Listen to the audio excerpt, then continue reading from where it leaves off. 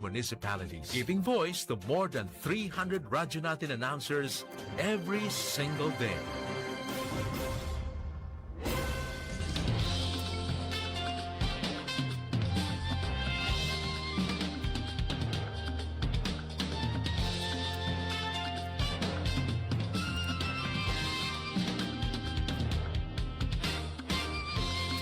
Over the nation, we're here for you. Friendly companion wherever you are. Giving the latest news and playing the best music that you love. More than 100 stations nationwide, broadcasting live. We are the biggest FM radio network.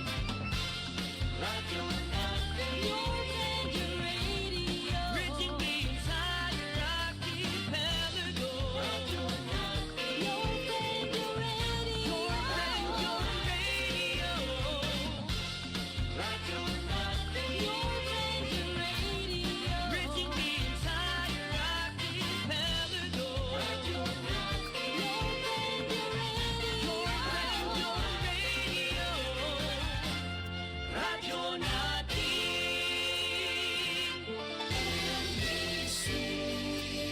Manila Broadcasting Company. DXTC 95.9 Radyo Natin FM of Manila Broadcasting Company, MBC Media Group is a proud member of the KBP, Kapisanan ng mga Broadcaster ng Pilipinas, in partnership with the Cotabato Institute of Technology, Foundation Incorporated, KIXP.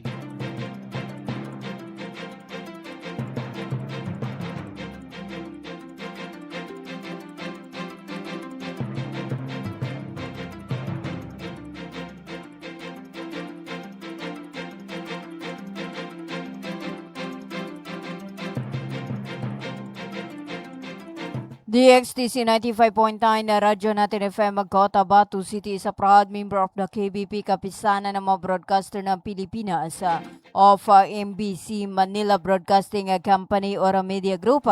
Itama po ang inyong mga oras sa buong kapulungan na 15 minuto makalipas ang alas 7 ng umaga. Magandang umaga Central Mindanao. Welcome aboard sa Radyo Natin Balita.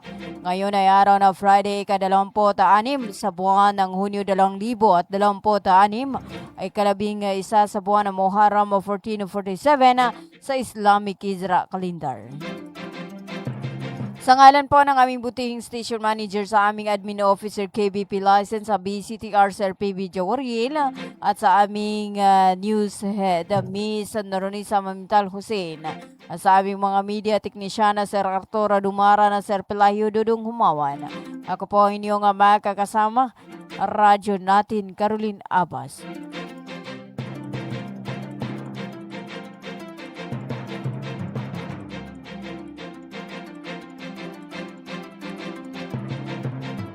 Labing-anim na minuto makalipas ang alas 7 ng umaga at ang oras na natin sa inyo ng Cotabato Institute of Technology Foundation Incorporated at ng Al-Rais Ventures Corporation na sa pamahala ni Manager Abidin E. Ali. At also atid sa inyo ng Green Pharmacy para sa mga preskong gamot. Hanapin lamang ang Green Pharmacy na makikita sa tapat lamang ng People's Palace, Sinsuat Avenue, Cotabato City. Hati din sa inyo ng Ministry of Labor and Employment or MOLIBARM sa pamahala ni Minister Dato Muslimin G. Sema at sa kanilang General Directora Dato Surabo Butazila Jr.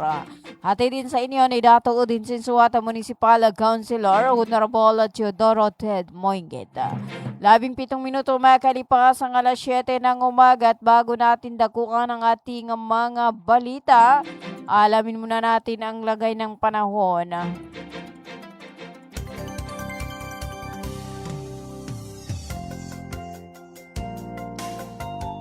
Ang ating ulat panahon ay inihatid sa inyo ng Ministry of Science and Technology or MOST BARM Cotabato City Fault Office sa pamahala ni MP Minister Bailing Ismantawila at sa buong suporta ni Honorable Abdul Rauf Imakakuwa, ang Chief Minister ng Bangsamoro Autonomous Region in Muslim Mindanao.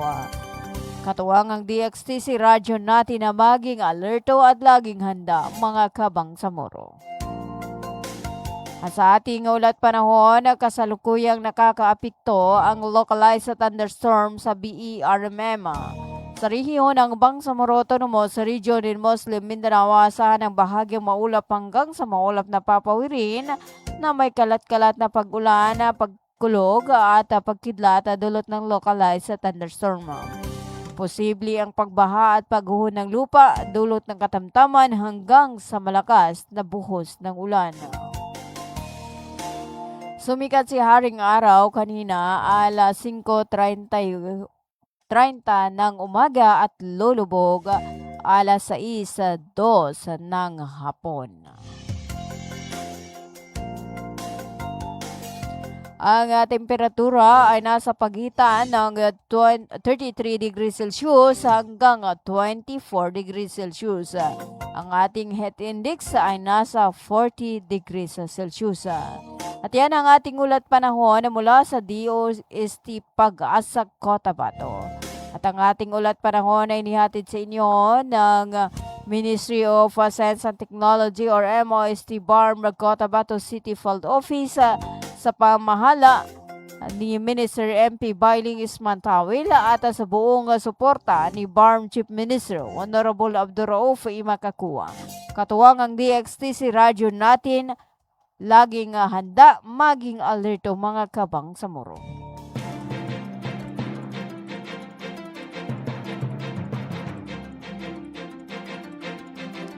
Itama po ang inyong mga orasan ng oras sa buong kapuluan na 20 minuto makalipas ang alas 7 ng umaga. Para sa iba pa natin o para sa ating pangunang balita, nagtipon-tipon ang iyang iba't ibang sektor sa ilalim ng grupong Recover BARM Now na inorganisa ng steering committee upang isulong ang pagpapanatili at pagsasakatuparan ng proseso ng kapayapaan sa Bangsamoro Autonomo sa region in Muslim Mindanao na ginanap ang aktibidad sa labasan ng Bangsamoro Government Center, Cotabato City, partikular sa may Governor Gutierrez sa lungsod. Ang koalisyong ito ay binubuo ng mga peace advocates, civil society organization, mga leader ng rehiyon, traditional leader, grupo ng kabataan at kababayan, mga profesional, dating mga kasapi ng armadong grupo at mga ordinaryong mamayan ng Bangsamoro. Sa isinagawang peace rally, malinaw na inilahada ng grupo ang kanilang mga panawagan na buong katapatan na ipatupad ang Comprehensive Agreement on the Bangsamoro Orcab. Ganap na maisakatuparan na ang mga probisyon ng Bangsamoro Organic Law or BOL. May balik ang pamumuno ng MILF sa Bangsamoro Transition Authority or BTA alinsunod sa diwa at layunin ng mga kasunduang pangkapayapaan. Muling maibalik sa pwesto bilang Chief Minister si MILF German Alhaj Murad Ibrahim.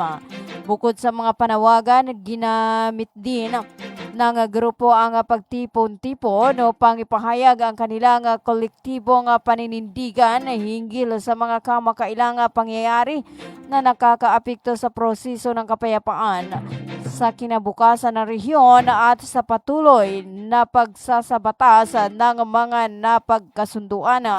Mariing binibigyan din ng koalisyon na mahalaga ang pagsunod sa mga kasunduan upang masiguro ang katatagan, progreso at tunay na kapayapaan sa BERMM.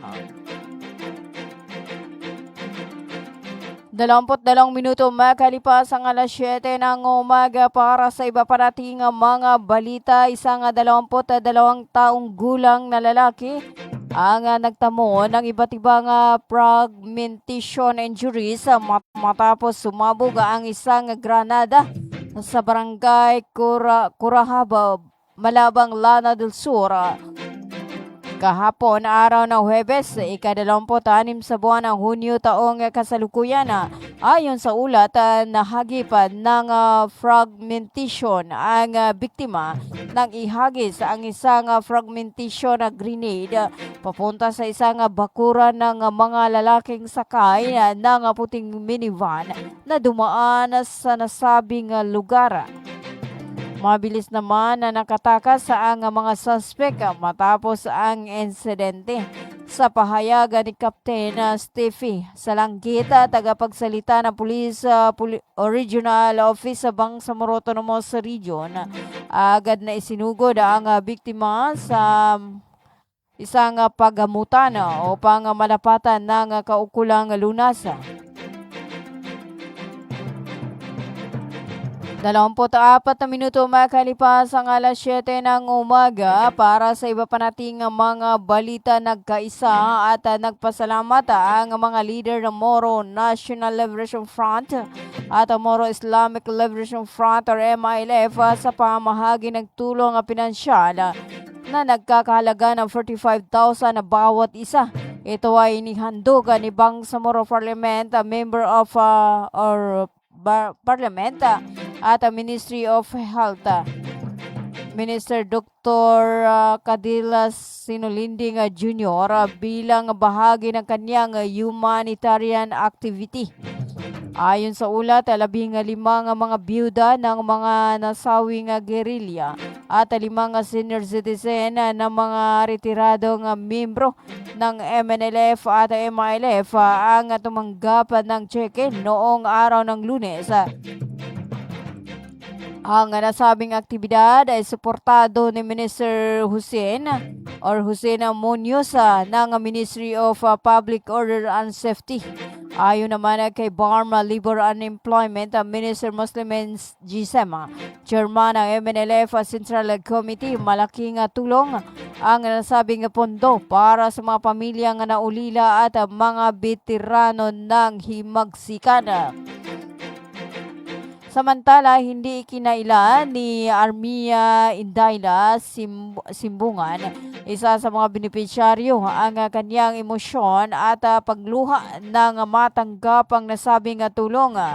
Kasama sa mga sumusuporta sa programa sina Governor Imelo Talinio Mendoza at BARM Chief Minister Abdurrauf Makakuwa. 26 na minuto makalipas ang alas 7 ng umaga, tayo po ay magbabalik after this paid short commercial. Magandang araw mga magulang at kabataan! Naghahanap ba kayo ng paaralang maayos, mapagkakatiwalaan at abot kamay ang bayarin? Sa Cotahuato Institute of Technology Foundation Incorporated, tumatanggap kami ng kindergarten, elementary mula grade 1 hanggang grade 6, junior high school mula grade 7 hanggang grade 10, at senior high school na may strand na Humanities and Social Sciences. Sa Kitpi, may maalagang guro, maayos na pasilidad at edukasyong para sa masa. Mayroon din kaming scholarship program at tumatanggap ng mga scholars. Kaya ano pang hinihintay nyo? Mag-enroll na sa Kitpi. Para sa impormasyon, makipag-ugnayan sa 0905-1423-948. Matatagpuan sa Poblacion 8, Cacar, Cotabato City.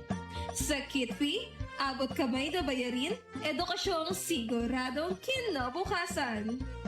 Bumili at manalo ng 300 trips to Mecca raffle promo sa KCC Mall of Cotabato. May 1 raffle entry sa bawat 200 pesos sa KCC Department Store o 1 raffle entry sa bawat 500 pesos sa KCC Supermarket gamit ang KCC Forever Bonus Card. May chance ka pang manalo ng 40 million shopping money. Milyong exciting prizes. KCC Supermarket, nakabarato. Everything's here at KCC for you. Bay, siya kapan? Why, Bapa, nana ko din. Bapa. Bagi ko sa walay na nakinog ko adan ini balita yani mana na pagsikap sa mata na narinyang ko ged kasaki na bahas ka pangingili ko di ako pagkabate sa Quran kadi ko gere sa mapya Nagkiugo na makilay kupon. Makilay kupon sa mga laga ang mga manisan. Ano natabuan bapa? Kaadin na katawang ko. Namba patalunong ka na mapiyay ka-check upin. Do kumpleto sila sa mga gamit sa ka-check up sa mata. Surlang Eye Care Clinic. Matunong kayo ito bapa? Maya ba sa pagkambitya tanan na mapakayat daun ka sa kikabawangan ko naman. Luka buanga sa Malaka na Gutierrez Avenue, Dusin Suat Avenue, Cotabato City. Ala inshallah na nalmo ko. Namagudasukal nalmo ko kando makilay kupon. Mga pagali nami, mga pakat nami, mubangili kano sa mapeka check-up nin sa mata, undo kompleto yung mga gamit nin, naangi kano sa Glang Eye Care Clinic, matun sa Balaka na Gutierrez Avenue, Dusin Suat Avenue, Cotabato City. Mapakaya tamawag kano sa cellphone number nilan 0966-024-6066. Kano email ad nilan glangacc@yahoo.com. Angay ka doon sa Glang Eye Care Clinic. Glang Eye Care Clinic. Ganito yon sabihin ko sa inyo. Makinig kayo. Binabati ko po kayo at inanyayahan na makinig dito lang sa himpilang DXTC 95.9 Radyo Natin FM Cotabato City. Maraming salamat po. Sabihin ko sa inyo, di magaga.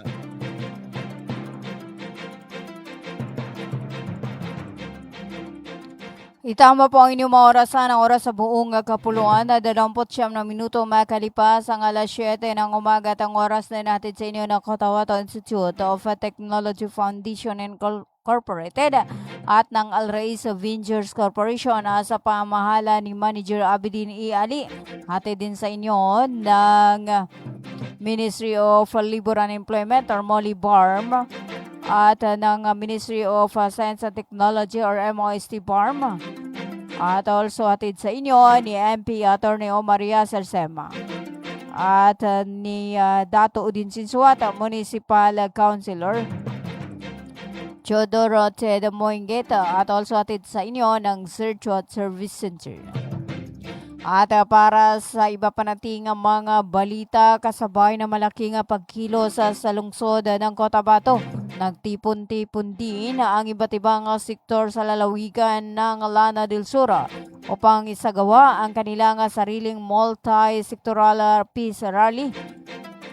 Araw ng Huwebes, isang panawagan at boses ang ipinarating ng mga residente, leader ng komunidad at mga aktivista sa binidayan na Lana del Sur na kapareho ng bitbit na advokasya ng mahigit 500,000 lumahok sa mapayapang kilos sa protesta sa Cotabato City.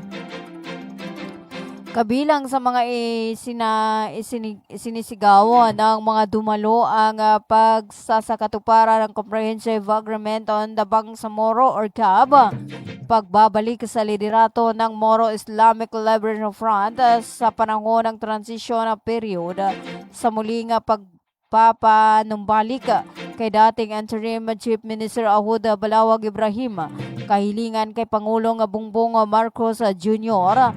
sa pagtanggal kay Antonio Lagdamio Jr., ang Special Assistant to the President of the Philippines, at ang panawagan para sa isang malinis, tapat at inklusibong pamahala sa rehiyon.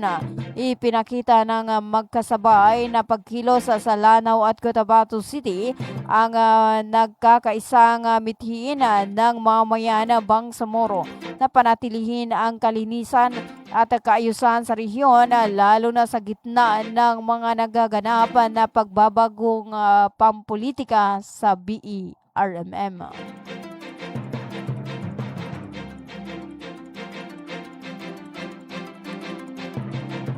32 minuto makalipas ang alas 7 ng umaga.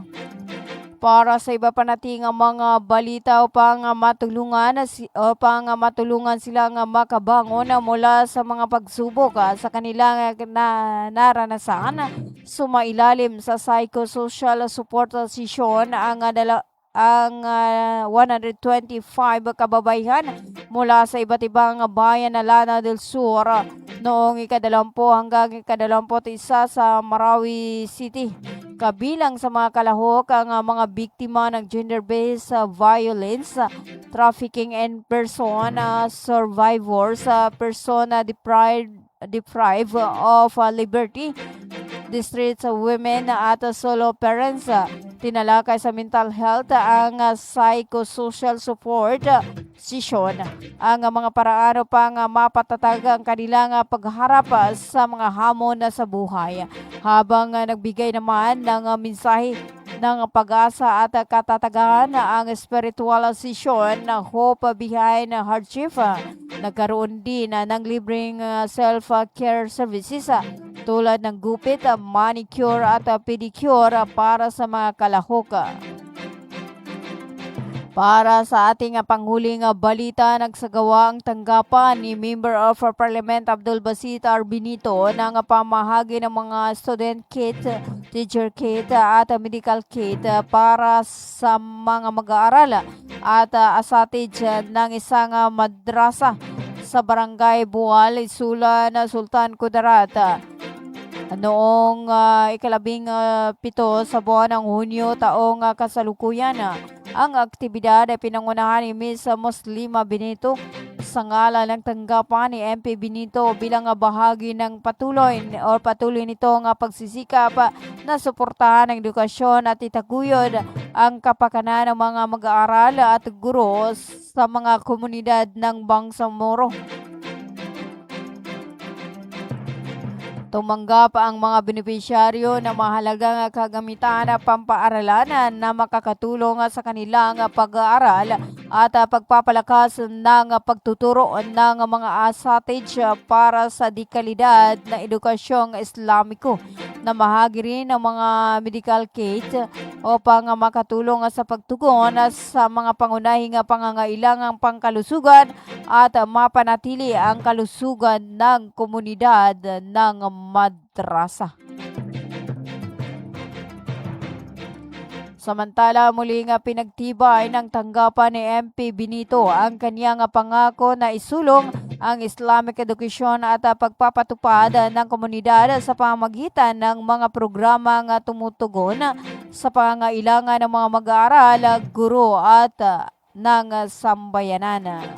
35 minuto makalipas ang alas 7 ng umaga. Yan na po ang kabuuan ng ating radyo natin balita. Ngayon ay araw na Biyernes, or Friday, ika-26 sa buwan ng Hunyo 2026 at ika-11 sa buwan ng Muharram 1447 sa Islamic Isra Calendar. At bago ho tayo magpaalam, hello po kay Kakanurayda Udasan dyan sa may Lugay-Lugay area na always nakikinig. Ayan, maraming salamat po sa pagsama sa akin sa loob. Ay, ilang oras na ba? Ilang minuto. Hanggang sa muli sa ganito ring oras ating pila, 95.9 radyo natin FM Cotabato City. Ang sangalan po ng aming butihing station manager sa aming admin officer KBP license sa Bay City Sir PB Jawaril at sa aming news head Miss Noronisa Mamintal Kusin. Sa aming mga media technician kay Sir Arturo Dumaran at Sir Pelahio Dudung Humawan. Ako po ang inyong kasama, radyo natin Carolina Abbas. May gandang umaga, Central Mindanao. Manatiling nakatutok sa 95.9 na radyo natin FM Cotabato City. Tuloy-tuloy sa pagbabalita, tuloy-tuloy sa serbisyo. Sama-sama tayo Pilipino at sama-sama tayo Bangsamoro.